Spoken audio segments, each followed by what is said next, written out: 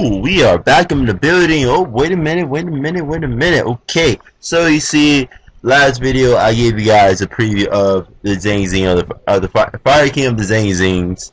Now, my build and Akira Phoenix build are totally different. He doesn't play Ancient Forest. I play Ancient Forest.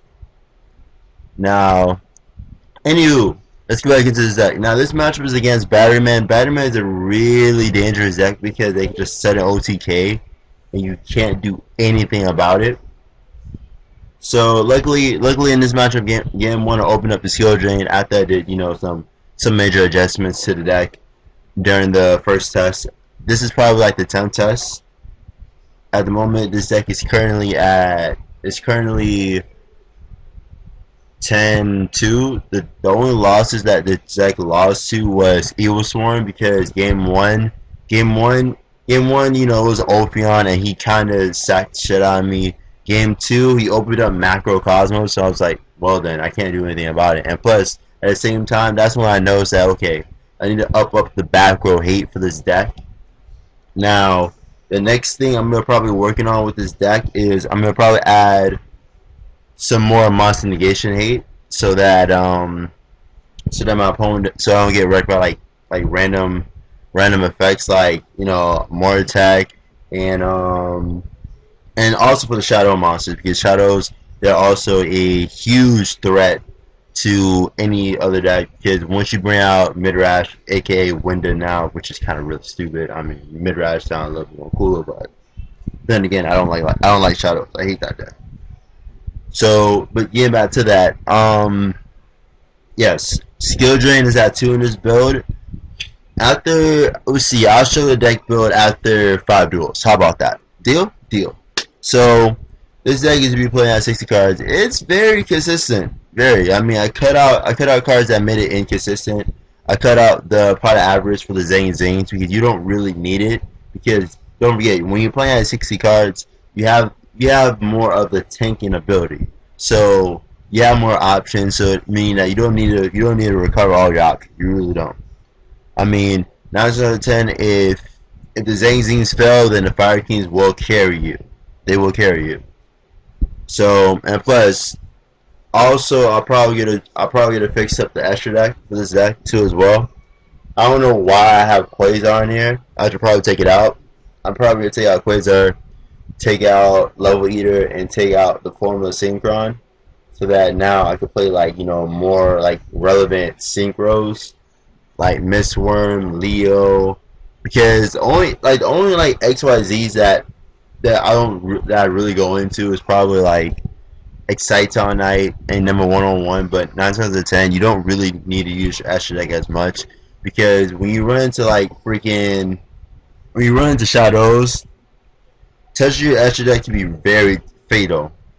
So you don't. So yeah, so in this format, I know how to fight with your basic monsters, and the reason why I feel that Fire King Zing Zings can become a thing, because of the fact that Grunix is your only boss monster. You don't really need to touch your extra deck at all in this deck, unless you're doing the synchro play for the Zing Zings, which is Baxia, because when you make Baxia during your opponent's turn, your opponent can't really do anything about it, because they will just lose. They'll just completely lose, because they can't do anything. They can't do anything about it. So we're going to come out to the field, blow up the 2 Zing Zings. Well, not 2 Zing Zings, but it's going to trigger Zing Zings effects. So I'm going to bring out the Water Dragon. He just said more back row. But then again, let's talk more about this format. So Burning Abyss, I kind of covered about this, but I'm going to talk about how you could really counter them. You could counter them with Vanity's Emptiness in a way, but don't forget, I think most of their summons are inherit summons. So to stop inherit summons, you could Black Horn Heaven them. But I'm not for sure yet. I will check. But 9 out of 10, I'm for sure they're inherent summons, so Black Horn Heaven does stop the deck. But at the same time, they have graveyard effects, and 9 out of 10, you want to probably touch the XYZ monster instead of trying to prevent them from XYZ, because they are graveyard effect monsters. Now, Soul Drain will kill the deck completely, and we'll go in the game too. What I started in here was that I started out the pot of average because I do play one of the pot of average cards in here. I started out I started out the D prison, the random D prison I play.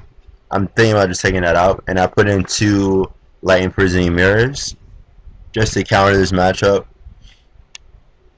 And I put in the lava golems in because lava golem is it's just too funny. Like when you lava golem your opponent can't really do anything about it. So luckily I got Archfiend's Eater. This hand's pretty good. It's pretty evasive on the opponent's back row. So he Symptoms my Archfiend's Eater. I let Gruner's die. I set the Lance and the Light Imprisoning Mirror. I'm not gonna set double Lance. So right here, Archfiend's Eaters is the pop, and pretty much I actually like that combo a lot. And I haven't seen any recent Fire King builds yet.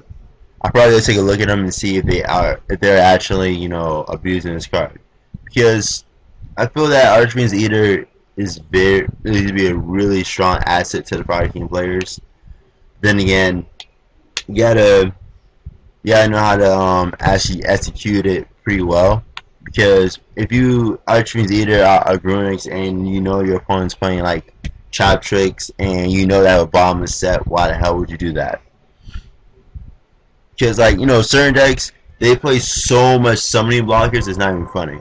So like in this matchup right here, the Artifact BatteryMan player, he plays a lot of battle traps. So in this one I made use of it, and right there he scooped up immediately from there. So I'm gonna have a bonus video.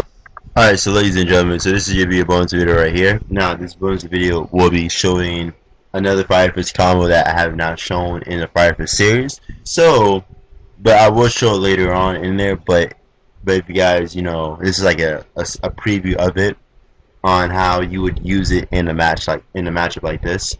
So Madoches, we all know that Madoches, they can set up huge amount of plays with their combos to bring out Tiramisu to hurt you a lot, and which is like, and Tiramisu is pretty much, I would say she's considered unblockable in a way, because of the fact that if you don't have a response to her effect activation, you're pretty much screwed because she doesn't target.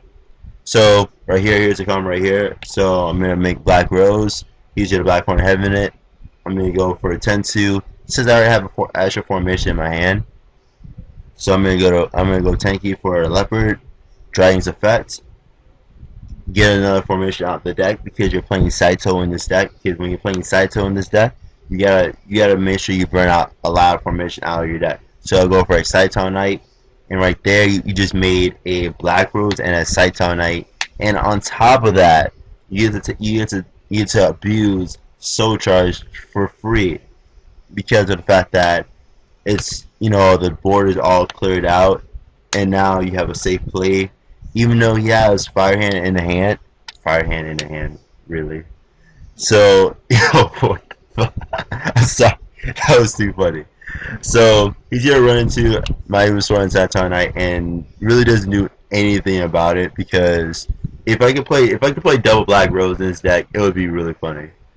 So we go breakthrough skill. I'm gonna use Leopard's Effect, trip it off Raven, because I still get to make income out of my Leopard's Effect on tributing the Raven. So I go for Bear since I had no back row on the field.